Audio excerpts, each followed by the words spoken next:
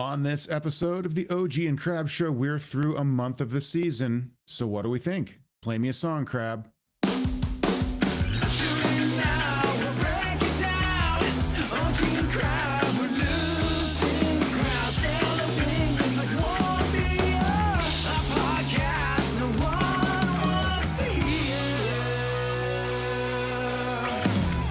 And welcome back to the OG and Crab Show. I'm OG, and sliding in next to me, as always, my partner Crab.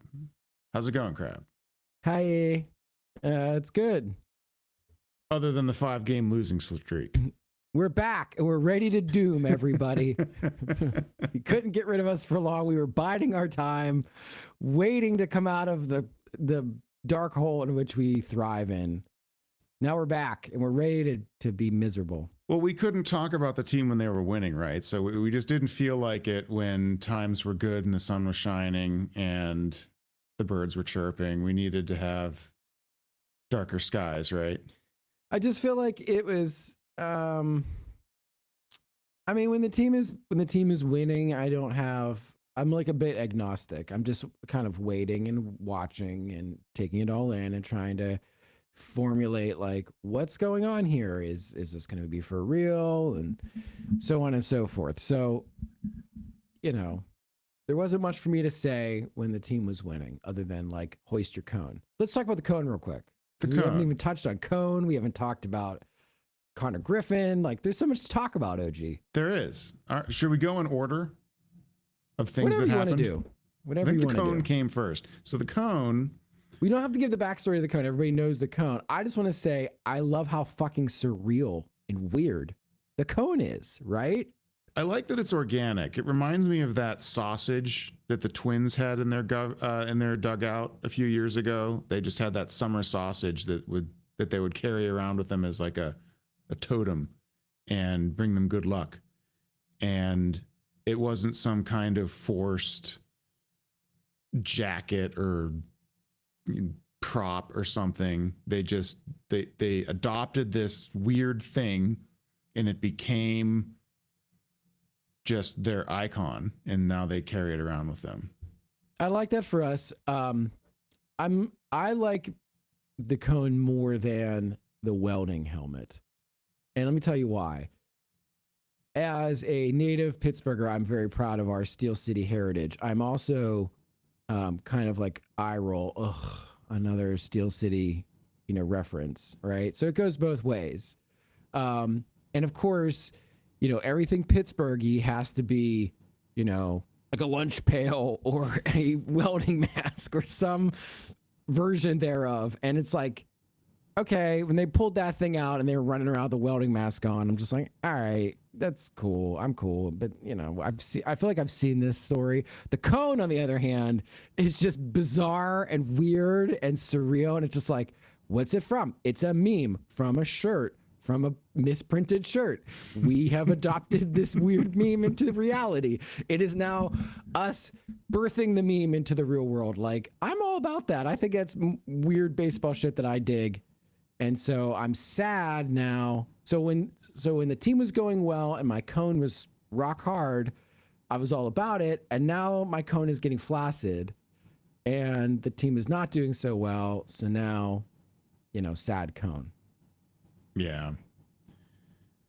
After they adopted the cone, they came home for their home opener series and announced that Connor Griffin was going to join the team for that home opener series, and everybody was very excited. And he showed up and he hit a double in his first at bat, and it was magical.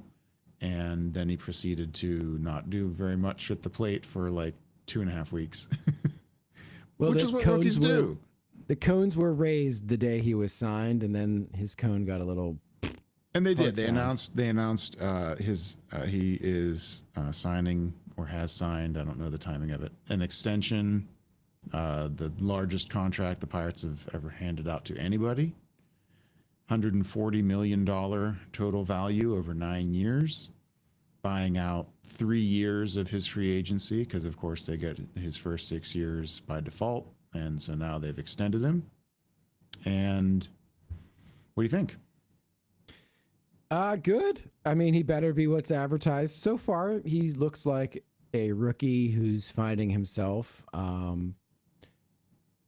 I think that I noticed there was this wave of like young guys signing before they came up to the major leagues, and I think that's probably there's two thoughts I have on this. This reminds me a little bit of like the 90s and early 2000s, like sign your pre-arb guys Moneyball play.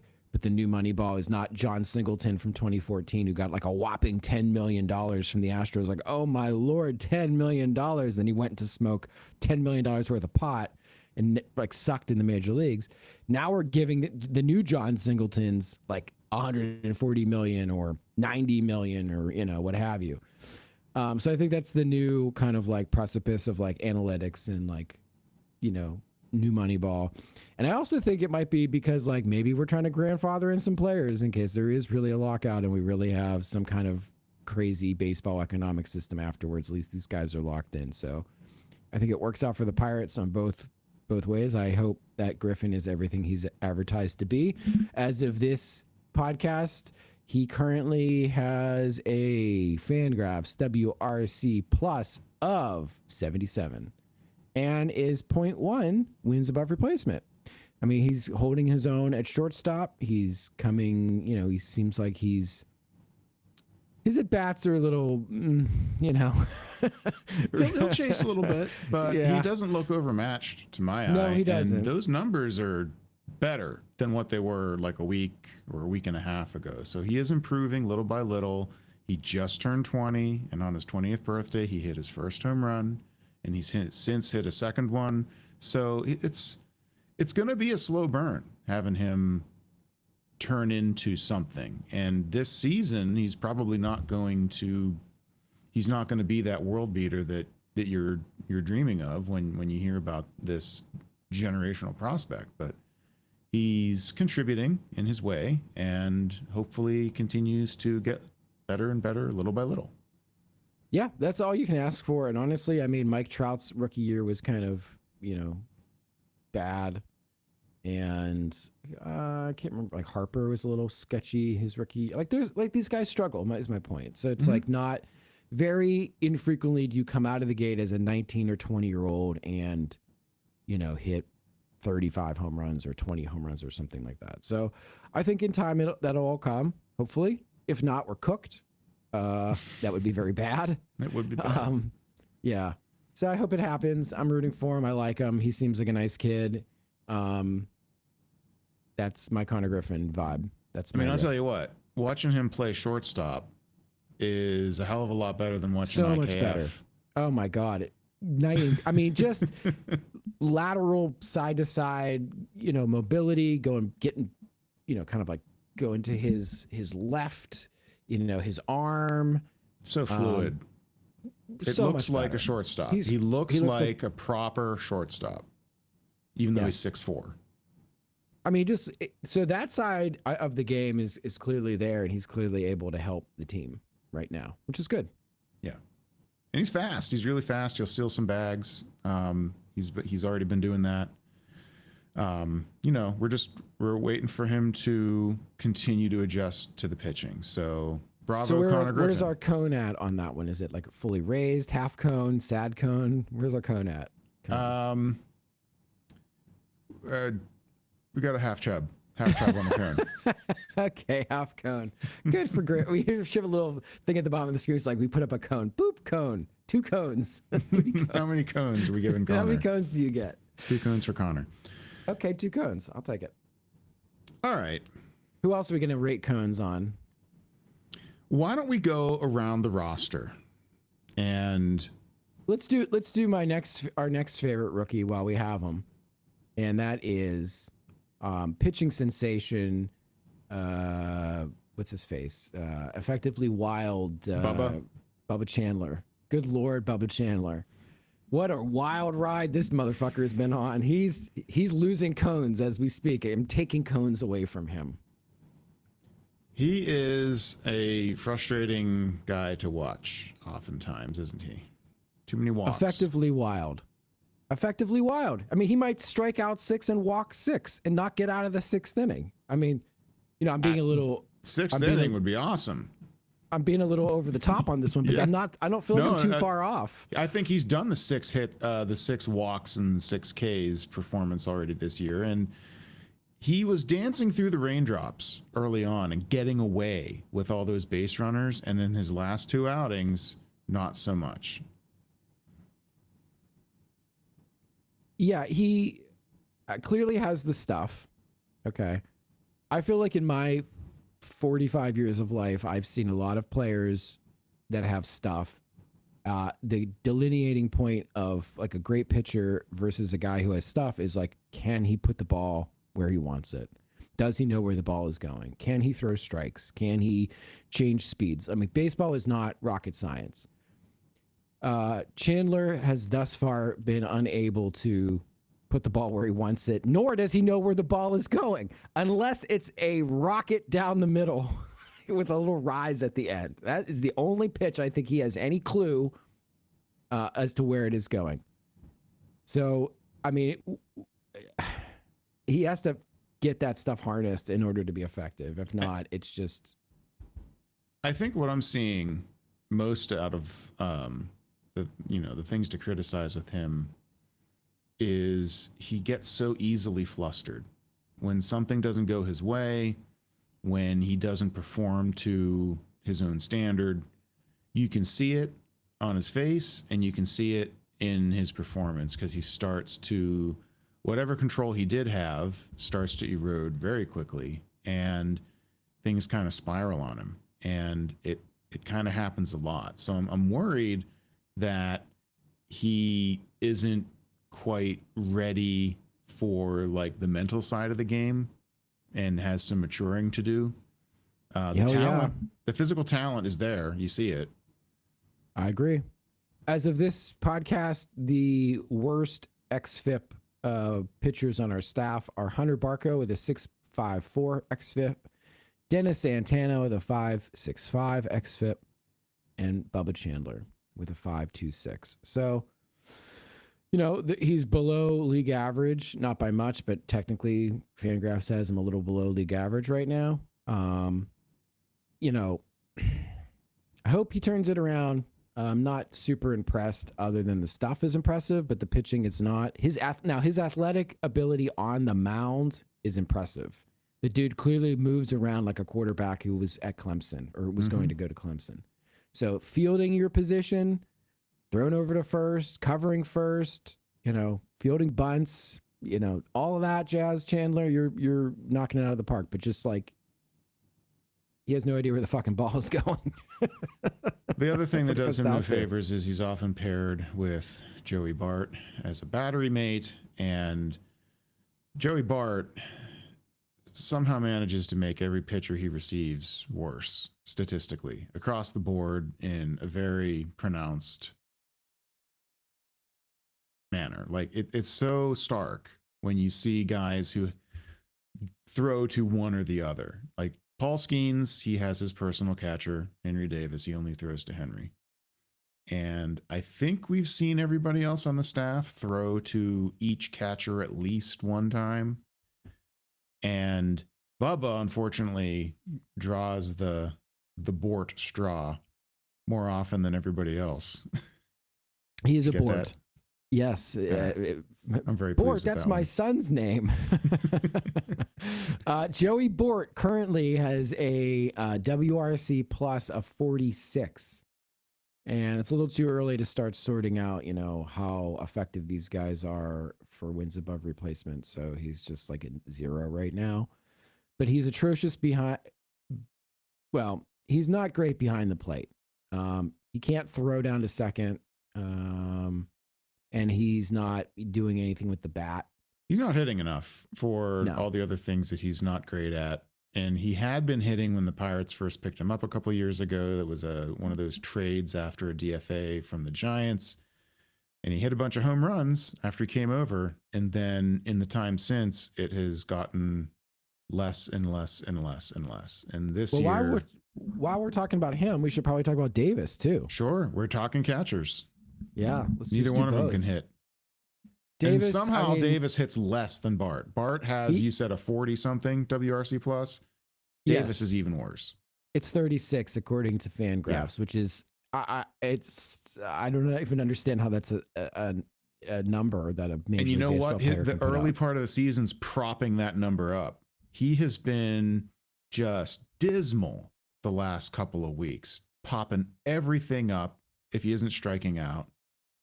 Just awful. I mean, awful is an understatement. Henry Davis's slash line right now, his average is, just if we're going by old school, his average is 161. His on base percentage is 257, and his slugging percentage is 210. Holy cow, OG, it's so bad. It is so much worse than we could have possibly imagined. I can't believe they're not. I'm. Catcher is a problem on this team. It is a hole in This the was a lineup number every one single day. draft pick.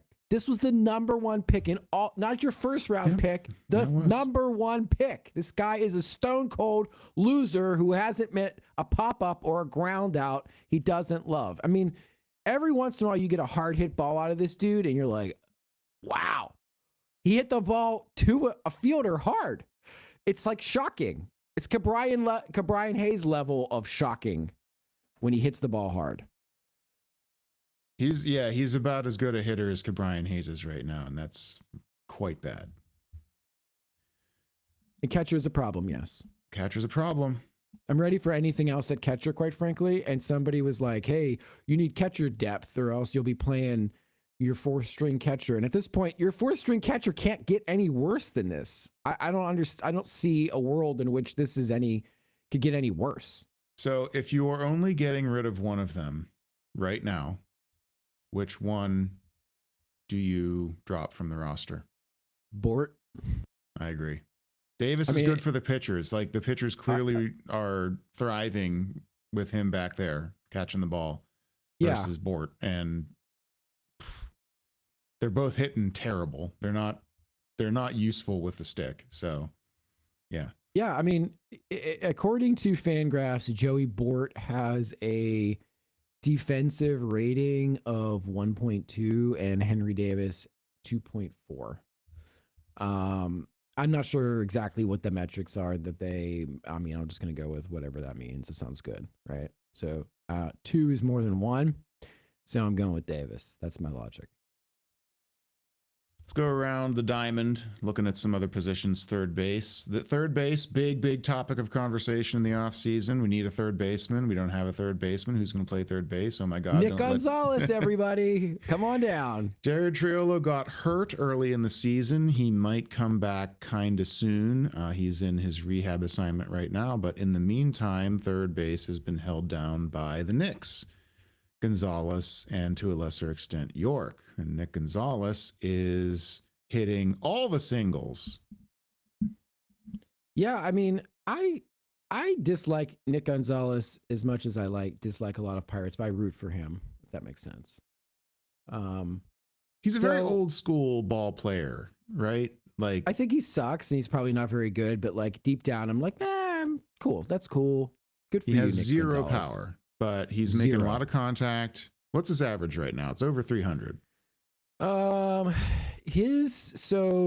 Nick Gonzalez is one of the positive WRC plus contributors to the offense as we record this. He's been red hot the last 2 weeks. Red hot, yes. He has a 107 WRC plus, which is good. His walk rate is 4.6%, which is not good. His strikeout rate is 19.5%, which I guess is it's fine. Okay, it's fine. It's probably it might. You know what? Let me see what average is. Now his BABIP is extremely high right now. It's 407. Believe it or not, guess what the average MLB-K rate is in 2026 right now? 25%. 22.2. Yeah, so he's better than average, but that's where we're at. He's a little bit better than average of the strikeouts, but he's getting lucky. And his average is 324. His on base is 361, and his slugging is 373. So yeah, I mean, he's holding it down. He's not offending anybody. He's not hitting for power, like you said. He's not embarrassing himself at the plate. I think that's pretty much the story for Nick Gonzalez. He's knocking I in don't some know. runs. We Yeah. love that. Sure. What about Nick York? Nick York had a very hot start to the season. Had a walk-off where Oh, that's the right. I cone forgot sort all of about that. like had its moment and went mainstream. And he's had a couple other scattered nice clutch hits, but for the most part, he's had significantly less playing time while Gonzalez has been hot, and York has been in a bit of a funk. He had a hit yesterday, I think, and knocked in some runs in a loss, but he was like 2 for 30 something there Yeah, for he also the better doesn't part of the month. walk at all. And his WRC plus is 78 right now. So He's picked a few good plays over there at third base. He's not yeah, offensive as, to the eye test playing third base over there. He's not great in he's a perfectly cromulent utility infielder, and he's even played in the corners a little bit. So he's a versatile guy. the highest walk percentage on this team is who, do you think? Best walk rate on the team. It's got to be. Is it Lau? No, it's Reynolds, strangely enough. Yeah. 17 and a half. So I guess Nick York is in the top like 6 as far as Pirates walk guys go. So, he's also striking out, like you said, below league average. So he is what he is. Look, these are guys like Nick York are guys that you need on your team in order to fill out your roster. Hopefully these guys are above league average. So far he is. He's a little bit above 0.1. He's a 0.1 wins above replacement right now. So hopefully you can continue that throughout the whole season. And, we're proved to be buffoons, and this is clearly a playoff team full stop. And guys like Nick York are contributing down the stretch run. I mean, that's what you want. You need guys like that. Here's my measuring stick for how I feel about each as we move around the positions. I'm going to compare it to what we had last year or the better part of last year. So for all of the fuss over needing a third baseman over the winter, and we certainly are missing slugging even now, this is worlds better than Ke'Bryan Hayes. Maybe not defensively, like you're not going to top to Ke'Bryan Hayes defensively, but on balance, we're better off than we were with Ke'Bryan Hayes last year, right? Truly. In fact, the entire team, like last year, we knew the team was dog shit out of the gate. It was a continuation of accountable together. It was just, hey, we're going to win, right? We all knew, the players knew, we knew it was garbage. This year, it's a bit of a mystery because while the other shoe seems to be dropping, on balance, it's a better team. Is it a great team? Is it a playoff contending team? I don't know. I don't think so. But when you do like a 1-to-1 comparison, there's certainly some higher points on this team that are more interesting. Third base being one. We talked about Connor Griffin at shortstop. Connor Griffin better than IKF. That's a huge upgrade. Correct. So, it's so much better than Ke'Bryan Hayes. And honestly, the defensive stuff, the rest of this fucking team is a disaster defensively, at least to the eye test. We'll get to the outfield. Oh my goodness. So I'm not even sure, like, if you're going to cash in all your chips and hope everybody has a career year and you're throwing shit at the wall to see what sticks and maybe your playoffs full stop, certainly you're not going to get too much worse than Jared Triolo and Nick Gonzalez at third because they haven't been offensive there, right? Yep. Yeah, you wish they hit harder and slugging. Can't really complain about how often Nick Gonzalez hits. He hits all the time. He just doesn't hit the ball very hard. You don't have any slug. Who has the highest slug rates on this team? Well, here's where the slug comes in. The slug is going to be at second base, where Brandon Lau is just clubbing home runs left and right when he's not in a bit of a funk. He's kind of been running hot and cold, which he'll do. But he's up there. I don't know if he's leading the team or tied for the lead on the team with home runs. You got that open? I do. I'm like on my numbers today. He's the second on the team with 7. Mr. O'Neill Cruz has 9. Oh, okay.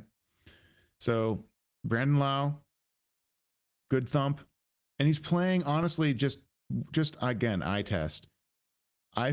For all of the talk about how much of a defensive liability he was coming into the season, I've been very pleased with his defense. Whatever he lacks in range, he makes up for in just practiced skill, and his double play turns are excellent.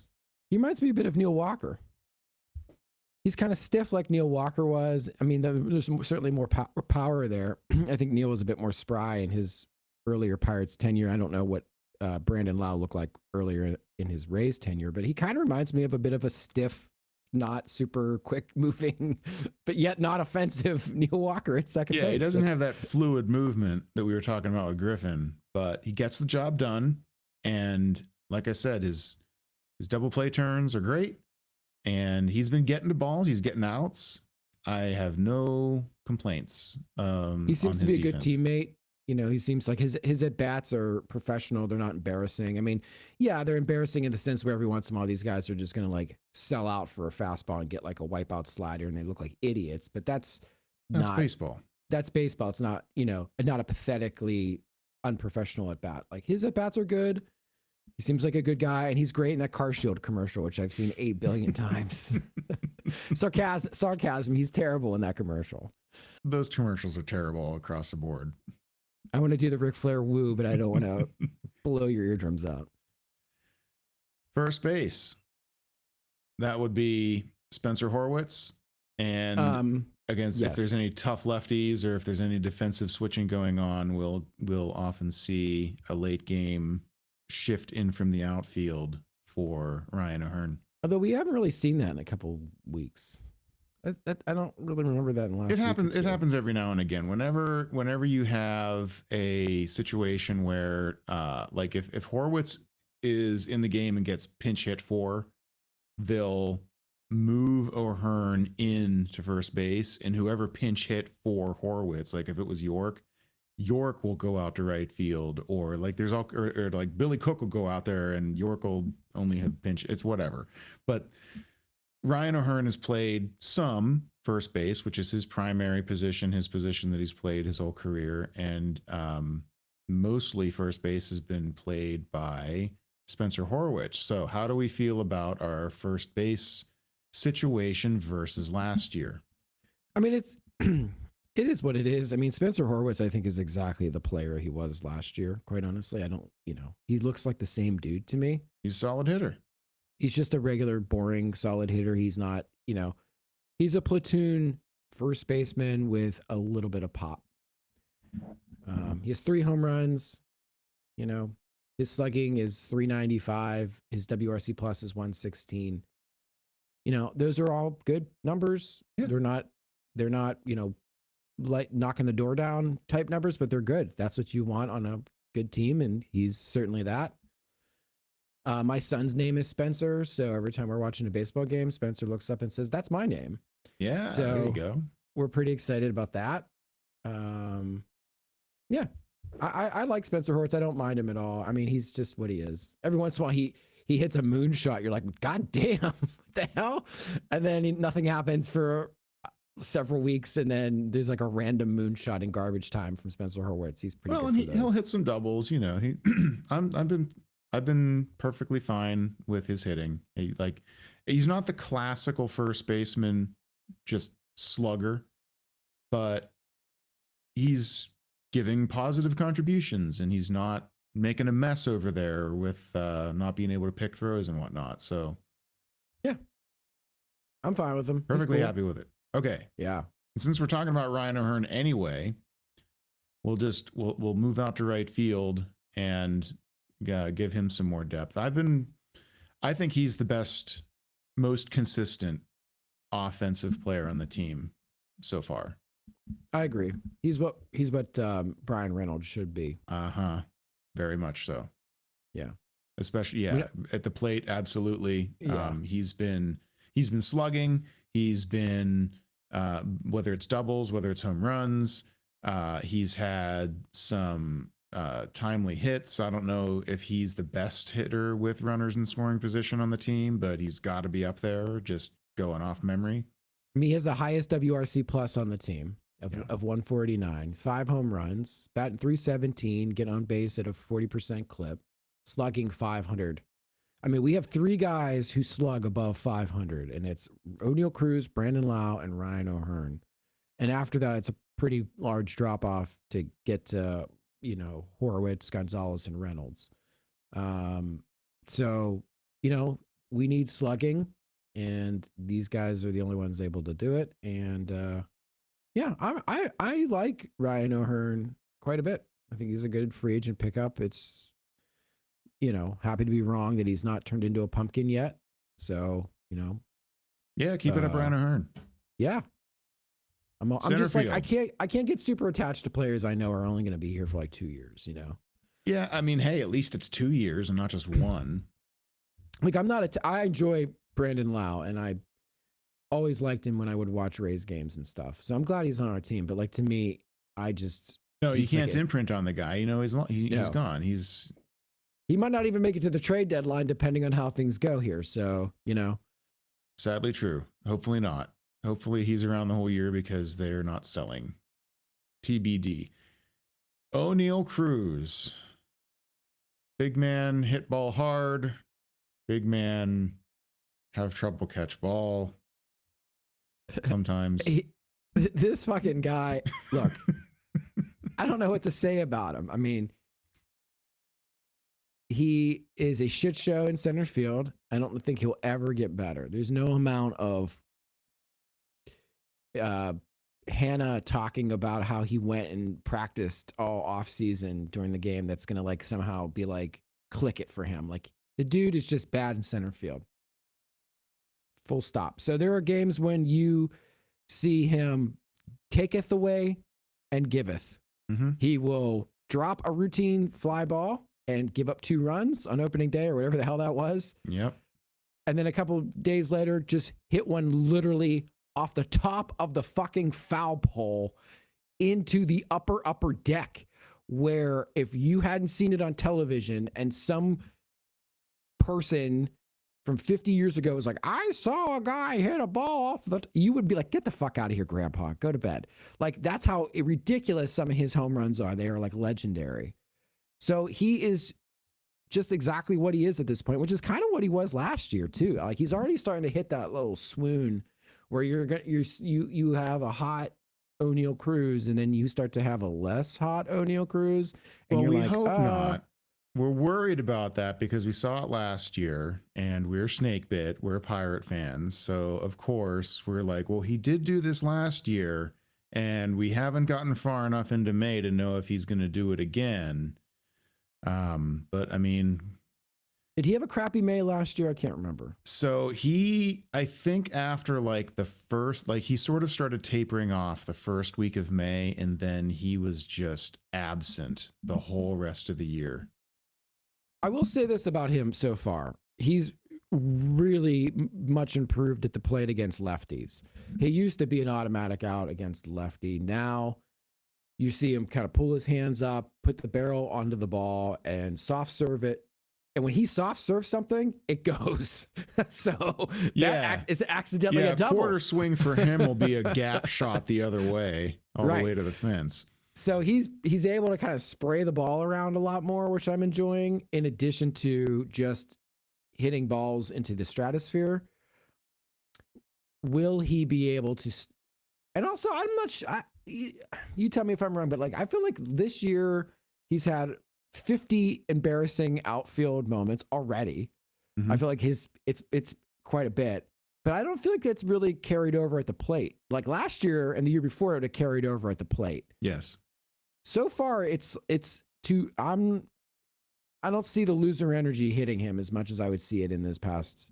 I think that's fair. I think he seems to be less affected by it like the way that Bubba is. So we were talking about this with Bubba. Bubba has something go wrong on the mound, and he lets it affect his performance going forward. Cruz, I don't know. It seems like there's more of a maturity to him, even though he's still making his mistakes, and he probably always will. But he's hitting those home runs, like you said. He's leading the team in home runs. He's the most potent hitter on the team. If not, he's not the most consistent. That's still O'Hearn, but he's the most potent. Slug. I like slug. He is a 521 slug. That's good. More of that. Slug is good. Interestingly, it's as if he has stopped giving a shit about his performance in the field. And maybe I'm projecting, but it certainly reads that way to me, where like you could see last year where he would get like really bent out of shape about something and then like go up and try to sell out for like, I'm going to hit a 12-run home run. Right. Mm-hmm. And that's just not how baseball ever works. There's no one can do that. Ken Griffey Jr. couldn't do any of that. Like no one can do that. So it must have dawned on him at some point where he's like, I don't really give a flying fuck what I do out here. If I catch it, I catch it. If I run in front of Ryan O'Hearn and Ryan O'Hearn puts his head down like Charlie Brown, because it's just like, what are you doing, dude? Like, yeah, technically it's your ball, but I work here too. Like, what am I supposed to do? You know, and he's camped out underneath of it. Like O'Neal Cruz is just doing whatever. And part of me is like, you go for it. Just do whatever. Be yourself. Be weird. Hit home runs. And that drop stuff, the ball. That was throw like to the wrong first base. like week and a half of the season. There was a lot more of those just really visible outfield gaffes. It seems to me like that has abated a little bit here towards the end of the first month. It's not happening constantly. So it's fresh in everybody's mind. But when they really like go to loser town, if they go to loser town, we'll see how much of that stuff ramps back up. I'm kind of curious to know how much like O'Neal Cruz is affected by like the team, you know, because in prior years when they were dog shit, he was dog shit. He was like an avatar of like their mental state at the plate and in the field, and it was obvious. Very vibes driven guy. While we're talking, well, you know what? I'll pocket that for now. Brian Reynolds has moved back to left field, where he had previously been removed for ineffective defense. He sucks. Today he sucked. He sucks. I can't stand this fucking day guy. Today. He had maybe a bad week. Brian Reynolds. So every time I feel like he's just hitting rock bottom and falling off the aging cliff, he'll show up and hit a 2-run double or hit a home run or something. So he's still got some slug in his bat, and he's still hitting at the top of the lineup, and he's leading the team in walks. He only has a 355 slugging percentage. That's, you know, blah. Yeah, I guess that's not great. It's not particularly great. Below average. For this team, like, we need every little bit of slug we can get. His defense is subpar. He's a negative defender. Bad range. Doesn't get the balls. Range. He looks. He made some very poor throws this week, especially. Like, I mean, today he dropped allowing runs, bad throws. Yeah, I mean, he throws to the wrong base. Yeah. Well, he was throwing home and like a hopeless throw home the other night, and just allowed a guy to walk into second base for no reason, and he knew it because they showed him in the dugout, you know, pitching a fit and punching water coolers and all that stuff. I just don't understand how you don't know how to do. You're a 32-year-old professional baseball player. Like my nephew knows not to do that. Like your arm is garbage. You're not, you know, who has a cannon of an arm? You know, Yoenis Cespedes like throwing the ball like 2014 from like the corner of the outfield to home on a rope. Like he's not doing any of that. So just lob it into second. That run is going to score no matter what. I get Stuff mad like at him that a is lot. just frustrating. I get mad at Brian Reynolds a lot. I expect more from him than he often delivers. But you know, we're stuck with him for this year and 4 more after that, unless they find a way to move him. That would be my dream, to move him, to get anything for him. It would just be awesome. I mean, it's sad because like you need what he can give you. Like right now, 110 WRC plus. You know, he's above league average. Wins above replacement, or above zero Right. wins above But replacement. a little 10% better than average hitter. 10% better than average hitter. So it's like we need that. Mm-hmm. That's not worth what we're paying for, quite frankly. Because it's basically like kind of Nick Gonzalez level right now. They're like the same player and almost they're very similar right now. So, you know, yeah, OG, I'm just over the dude. I just can't. I didn't want to I'm sign with him to you. begin with. I'm unhappy that they signed him. I'm unhappy that Yinzers and Jason Mackey and that whole apparatus like screamed and moaned about sign the guy and spend the money, Bob. And it was like they did it and nothing happened. And it's just annoying and whatever. Just, He needs I to be don't like better. him. Like, I'm sorry, but he needs to be better. And I don't think he will be, and that's why I get upset with him. If he was just like an ARB2 guy that was getting ARB2 money for the way that he's played, I wouldn't care because you can cut that bait. But if you're going to be the big flashy extended player, you've got to deliver on that promise. You got to be and big I and don't see him flashy doing it. and extended. He has to extend his cone. It has an His extended. cone is not Yeah, he's not He flashy. extends his cone too much. No. Yeah. He's just Craig Reynolds. He's just I don't know. I don't want to talk about him because he's stupid. I don't like him. Sorry, Brian Reynolds. If you're Fourth listening, outfielder. I apologize. Lightning Rod. like Jake Mangum. Mangum. He's Jake a lunch pail Mangum, kind of who guy. never met a ball in the dirt he didn't want to swing at. High IQ. He's a ball player. Don't you know, OG? That's the He's the highest mayor. compliment you can give a He baseball threw a player. ball to those kids. He and they threw a hugged. ball to some kids, made the news. Look at him go. My tears welled up when those kids hugged and he threw him that ball. I still don't understand. Like, is this the first time a player has ever thrown a kid a ball? Like, what the fuck is the big deal with It's the ball? because and the kid? cameras caught her hug it. Like the little girl that he was throwing it to, her big brother caught the ball and she just immediately just like hugged him tight, and it was adorable. I mean, not that is gonna adorable. I I'm have not kids. gonna It's adorable, fight that. but that's also dumb and lame. I don't care about any of that. So I don't give a shit. Like, who cares? It got My way kids too. probably- It got way more play than it needed. It didn't need to be like trotted back out as this feature the other day after it happened. And of course the Pirates did that because that's their brand, is like family friendly entertainment. So let's get our families out to the ballpark. So that Jake Mangum they can talked throw about them it for some like a balls. week. Let's talk about the player. Okay, This circle guy play. he's frustrating for a few reasons. He's frustrating because he has a terrible approach at the plate, and he's also frustrating because half the time it works. Well, Maybe not half the time, but it works Yeah, often I was enough gonna that he s- keeps getting away with it. I mean, he strikes out 21% of the time. Okay, so Yep. kind of on the higher end. Right around average.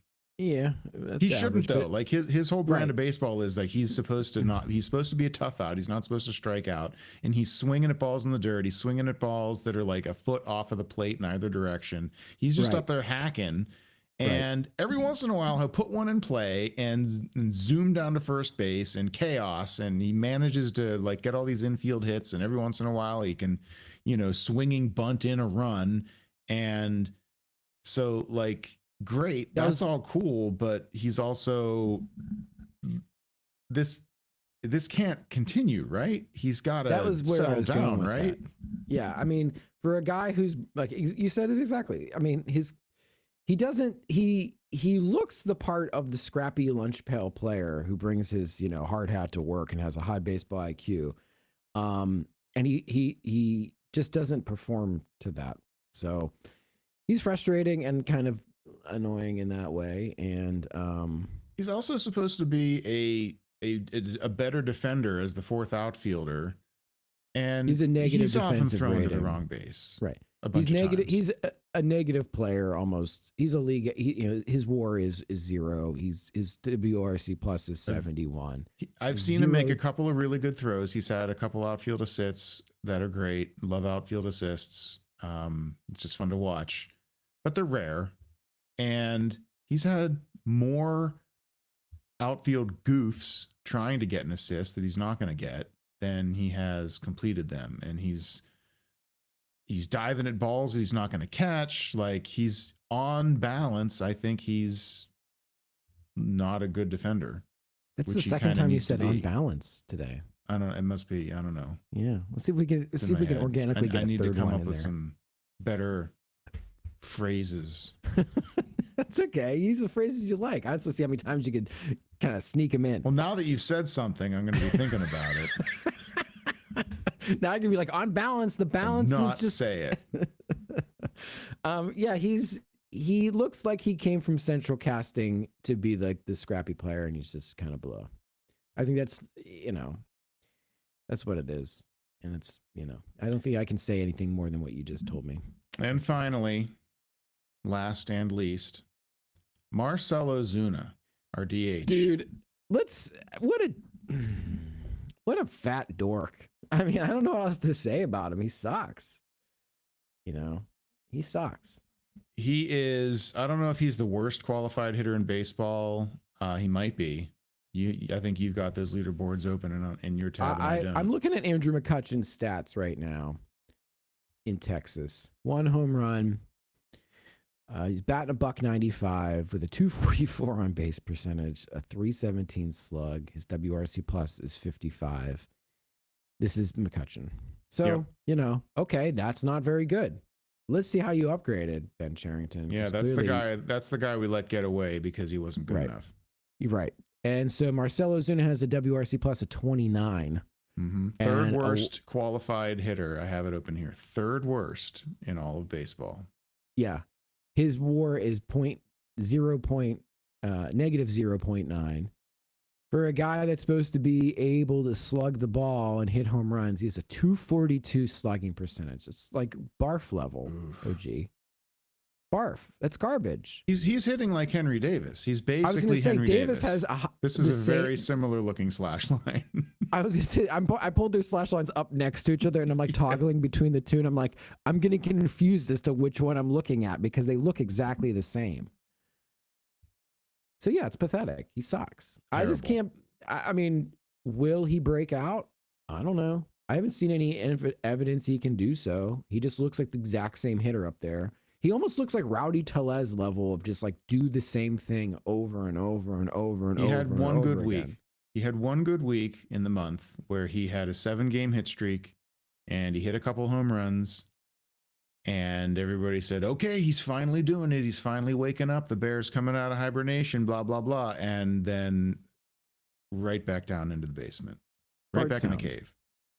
Yeah, fart sound. Pathetic. Lame. You mentioned Rowdy Tellez. 2 years ago, Rowdy Tellez was the guy who was supposed to be the slugger on the team that Ben Cherington went out and found at great value. And they allowed him to flail about until eventually in June, he did start to hit and he had a couple productive months at the plate. What you expected him to do most of the year, he finally did in June and in July. And then last year, we had a similar situation with Tommy Pham. Tommy Pham, who... Except he was blind. Well, right. So for a different reason, Tommy Pham spent 2 months sucking until he finally got his prescription figured out for his keratoconus eye condition. And as soon as he could see, he started to be one of the better hitters on the team, and indeed one of the better hitters among outfielders in all of baseball for, the middle of last summer. And then when fantasy football started, he kind of tapered off. He didn't care anymore. And when he, was sliding into some MILF DMs, he got, he was doing that. But so the reason that's a parallel, though, is here's another guy who's supposed to be the free agent hitter that Ben Cherington brings in. This time, instead of costing $1 or $2 million like those other guys, he costs 12, and he's doing the exact same thing. Are they of course, they're going to give him the same runway, if not more, to figure it out. They're not going to DFA this guy with as much as they're paying him. So we're just going to drag this guy around waiting for him to start hitting. I don't know if he needs warm weather, which we still don't have here at the end of April. It was 40 degrees at game time today.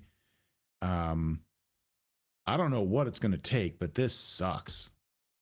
Yeah, he's awful, and he's not fun to watch. He's not fun to root for. Like his personal baggage and all that sucks. He's just a butt. I don't like him. All right. Well, I don't think we need to talk about Billy Cook because all he does is pinch run and sometimes. Well, he hoists the cone. Oh, that's he hoists true. The cone. He's the that's cone. not fair. He's the cone hoister. He's the cone hoister. He's the guy in the dugout who's doing the cone. Let's talk pitching. Pitching. Let's talk pitching. All right. Well, let's start with the rotation. Our Cy Young Award winning stud Paul Skeens is kind of unstudly right now. A little bit. A little less. I mean, I don't know, dude. I don't want to be Mark Madden about things. He got chased after 2/3 of an inning in Queens on opening day, and then he's also taken a perfect game into the 7th inning, and then today he got his shit kicked in a little bit. Jordan Walker has the funniest look in his face. He always looks like perpetually perplexed. Jordan Walker for the Cardinals. He just kind of is always like, what? Yeah, he kind of does. Huh? He's unassuming. He catches you off guard, and then he hits a home run 460 feet.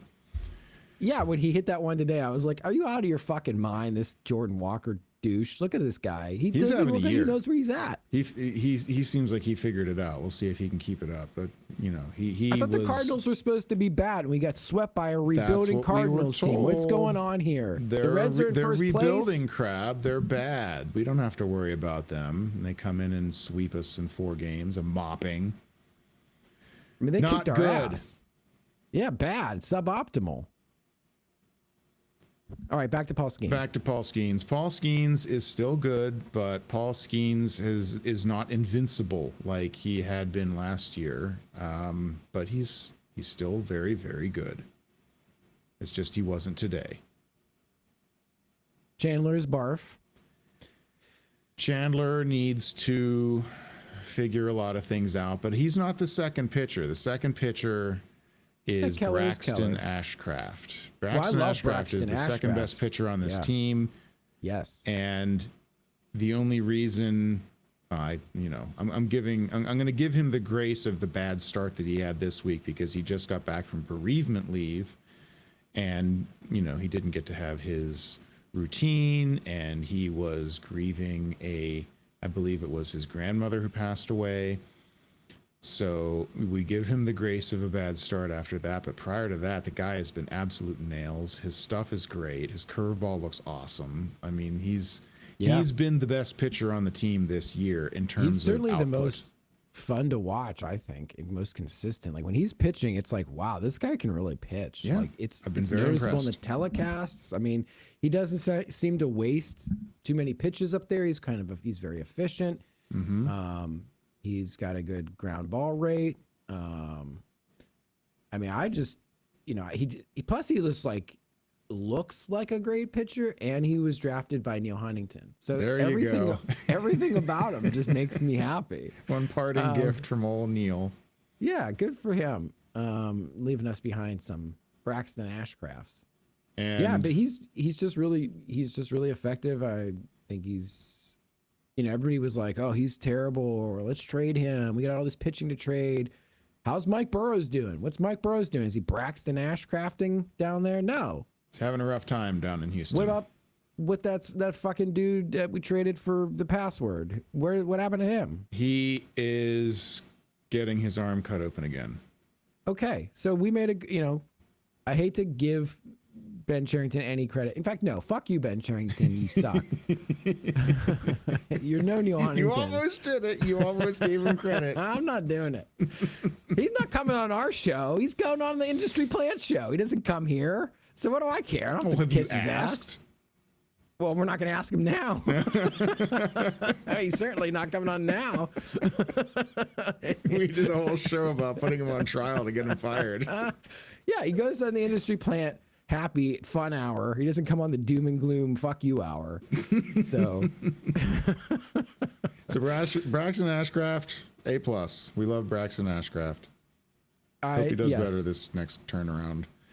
A Mitch plus for Keller. Braxton. Mitch is Mitch. He's just mitching around, mitching He's, along. he's doing the usual Mitch Keller things. Like he's had one kind of appearance, and the rest of them, I mean, he's just been the guy they need him to be. Go out there, eat innings, be effective, be efficient, get that quality start.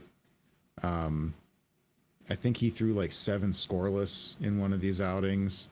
He's been a good pitcher, as he often is the first half of the season. We hope he can finally sustain it through like July and August. Like that's been a bugaboo for him, but he looks like early season Mitch Keller, and he's been good. I like Mitch. I got no problems with Mitch. Never really bothered me. You know, he's not the best pitcher in the world. He's not, you know, the worst. He's probably a little overpaid, or maybe he's underpaid. I don't think he's overpaid at all. Like if he were a free agent, he'd be getting more money than he's getting now. No problem. Yeah, I guess that's probably right.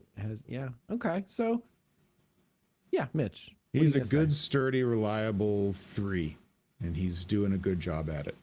Good job, Mitch. Now, the Everyone needs a four-hole Mitch. is kind of weird. Carmen Mlodzinski. Is he a starter or isn't he? Because survey says, no, he sucks. But I like the fact that he's a numbskull Pollock who just insists with his pure, like, spiteful stubbornness. Take it to Ben Charrington. I'm going to let you tell me to be in the bullpen, Ben. I'm a fucking starting pitcher, and if you don't like it, then trade my ass. And so they're just like, all right, I guess we better let this guy like figure it out. And he's too thick-skulled to figure out that he's not a starting pitcher. And I kind of appreciate that about him. I kind of like that he had a energy. strong first couple outings, and then they put an opener in front of him, and that was a very, very effective outing. And then they decided for some reason to not do that. And he's had 2 pretty rough outings since then. So you wonder, you know, so here's an interesting question, since we already talked about Bubba. Who do you demote from the rotation when Jared Jones comes back? Because he had a rehab start already this week, and by the end of this month, he will be coming back, barring Which pitcher something. said this? Quote, I'm sick of answering these questions. I have to figure out something to not have to answer that question again. I'm over answering that. It's not a knock on the question. It's a knock on me. Which pitcher is that a quote from? I know that is Carmen. Okay, so that's your answer. The guy who is so mad about the fact that he's stubborn and mad and can't figure it out and doesn't know what to do. And you're not putting Bubba in the bullpen. You're expecting him to be a future stalwart in the rotation. You're just going to have to suffer through the rookie part. You're going to have to let him take his lumps and hope he learns and matures as he goes. Like, hopefully that the Bubba that we see in July and August is hardened by these experiences and not, you know, hollowed out by them. I agree. I mean, there's no, what's he going to do? Go down to AAA and just dominate again? Like, it's like a Henry Davis type of thing. Like, just, you know, last year I said just play the kids and gel, let the kids gel and open your window. Gotta it's let like, him take his lumps. Do what you got to do and keep him up here and quit screwing around with him. So I think it'll be Mlodzinski. Bullpen, bad. It's been bad. It's frustrating sometimes. It's I don't know not if great. it's a bad bullpen. It's not a great bullpen. I will give you that. It's not I don't know if great. it's a bad bullpen. If we're supposed to be playoffs full stop, I mean, this is not the bullpen. No, this is you're not a right. Neil Huntington bullpen, is it? They would need to add to this bullpen for a playoff run, but I think we're getting ahead of ourselves given them. I mean, the playoffs. I'll tell you who I like in the bullpen. Yeah, let's do that. Here's some players I like. Who do we like in the bullpen? I like Mason Montgomery because I just love his, you know, I love his stuff, and He's been cleaner and cleaner lately. He's been less and less wild yeah, as he goes. Maybe that's. I mean, he has a gonna 40.7% K rate right now. That's pretty freaking high. Yeah, he's been extremely effective, and I think in a lot of ways they're deploying him kind of early for as good and effective as he is, maybe because they don't trust him yet. But he's he been started very, very the good. game as an opener and was pretty good. Yeah, well, he's done that a couple of times. Yeah. He opened from Leginski in that game where they wound up, I don't remember if it was like 7 scoreless or something like that, but the two, like him opening from Leginski, that became a very excellent start between the two of them. And earlier this week, he had a 7-pitch inning opening for, who was the guy that just got sent down? It's not Wilbur Antoine Kelly. Dotel. Wilbur Dotel, Yeah. who also pitched really well. And unfortunately, got demoted because they got to cycle through guys. They're running out of arms. Yeah. So I'm feeling Montgomery. I think he's got a lot of upside. I like him. I like Isaac Mattson only because he went to the University of Pittsburgh and he was a Washington Wild thing, and those are 2 black marks on any person's career. And so while he has not much, I think he's hitting his pumpkin, turning into a pumpkin phase I'm not of his quite career. ready to say that, but he definitely had a bad day. I mean, he doesn't look too hot in the last couple outings. His so. peripherals are bad, and everybody keeps wondering how he keeps getting away with it. But he keeps Right. getting away with it until today when he didn't. So if he continues to not get away with it, maybe he's a pumpkin. I need to see like maybe 2 more instances of pumpkin before And I then believe it. you have Soto, who's been been pretty very good in good. the bullpen. Yeah, he's been worth the money. Definitely worth it. Sisk, I like Sisk, but I mean He's a guy. yeah. I he's a don't guy. have an opinion one way or the other. Like, I'm glad when he manages to get the outs that he needs to get, but I never. He's the third highest Siska's strikeout coming rate. in. That's not a reaction I ever have. He's the 3rd highest strikeout rate in the bullpen. If that means anything to you? That's good. I mean, Yeah. I didn't realize that. Right. I just So I it's don't know weird. what it is. I don't get excited when Evan Siska's coming in, but I guess maybe I need to let him prove it more. I mean, he has a cool mustache. He looks old school, and I like that about him. So Got that kind of funky lefty thing going on. yeah, Sidearm. funky lefty. He has some pitches that are like really above average. So like his overall stuff plus on I think his fastball and his slider are good. He has a changeup that's dog shit. So don't do that. Don't throw that. It's generally his stuff plus is 108. His location plus is bad. So, that's the Pirates story right now. I got a bunch of guys with interesting stuff that they don't know where the ball is going. He's one of them. Speaking of guys who don't know where the ball is going, Johan Ramirez. What a Boy, dork. has he been a tank. Just It's throw him out there for as depressing. long as you need to. He'll pitch 5 days a week. He'll give you all the innings you need. Just don't ask him to throw to first base. Yeah, I mean he's above. I guess I don't know. I'm not a big Johan Ramirez guy. So you're reacting to him the way that I was reacting to Sisk. It's like I can't get excited about this guy, and yet he keeps doing the job. Yeah, he is. His numbers are better than I thought. Yeah, Strangely. see? Weird, right? Uh-huh. That's weird. Do I like this player now? I don't know. Interesting. See, okay, so exactly. You're reacting to him the way I'm reacting to Sisk. They're like mirrors of each other. Okay. Dennis the Santana. bullpen is weird. I just feel like it's not like very.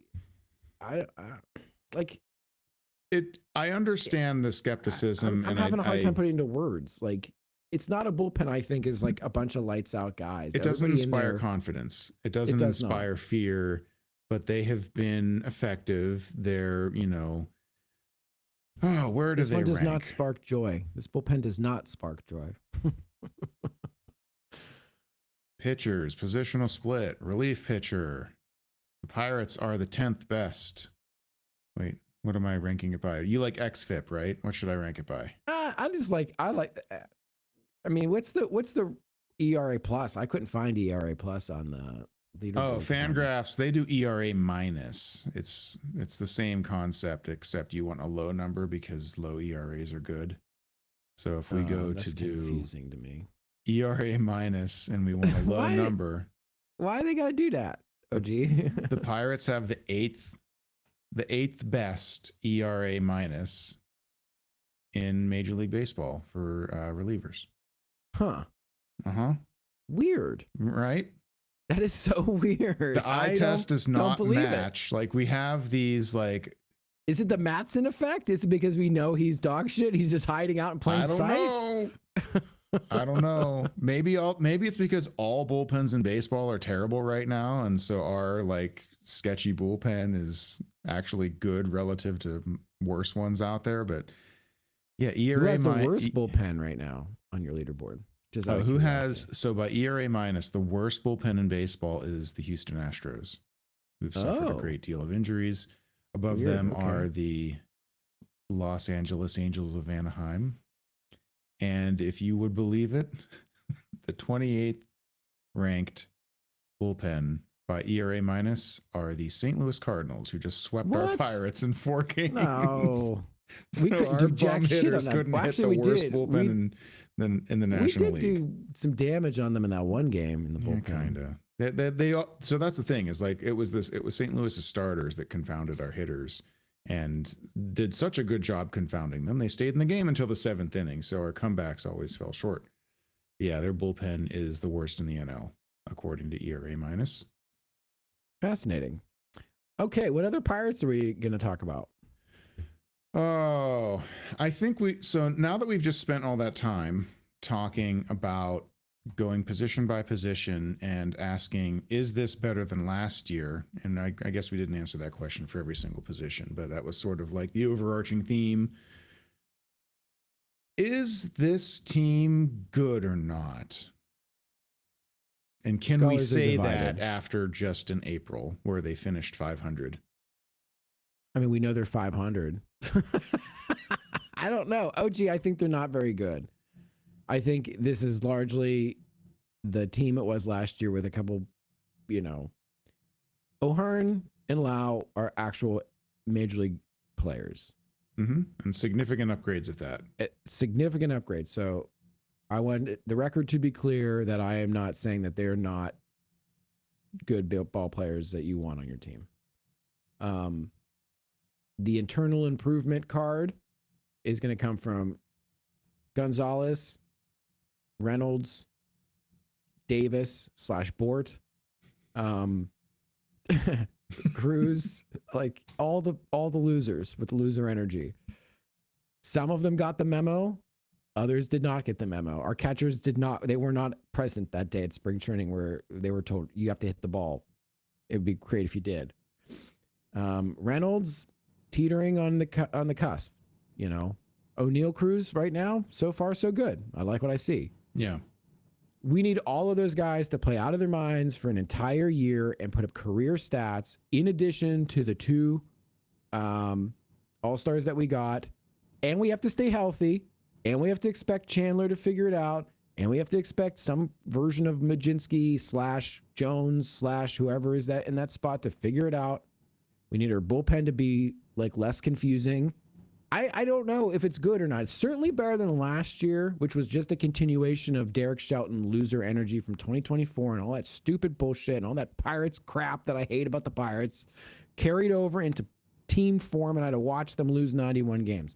Do I think they're going to lose 91 games? I don't think so. I also don't know if they're doing playoff full stop, Travis Williams style. They're going to need some help if they're going to make the playoffs. This is not a team that is going to cruise to a playoff spot. Absolutely not. And I there's a couple of baseball truisms that come to mind when you're thinking about this stuff. One of them is, don't trust anything you see in April or September. And the other one is, nobody knows anything until Memorial Day. I would agree with that, all of that. I think like you have to win. Like what I'm frustrated about is like the Pirates seem to be very streaky. And to me, streaky teams are not consistent, and consistent teams are not winning, right? If that makes sense. Like we all thought that the Pirates would not go into any losing streaks because our pitching was going to be so good that we wouldn't have these 5-game losing streaks. Oh, well, that's not going to happen this year. We just kind of wrote that down and thought that was a truism. And then what happens? We win 5 games, we lose 5 games. Like we're not winning, we're not chugging along like the Pirates teams I've seen in my lifetime that were good chugged along. You know, win 2 out of 3, or at win least 3 out not of yet, 4. right?